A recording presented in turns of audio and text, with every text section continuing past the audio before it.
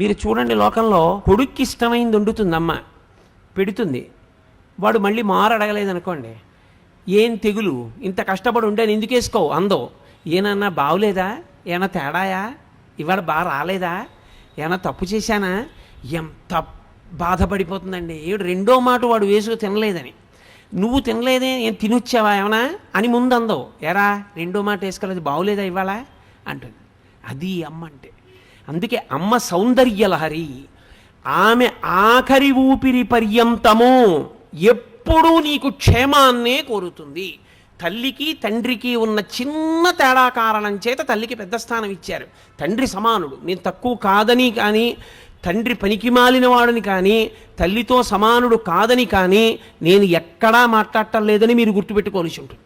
కానీ తల్లి తండ్రి కన్నా గొప్పది అన్న విషయం చెప్పడానికి నేను కించిత్ వెనకాడను, వేదమును నమ్మాను కాబట్టి.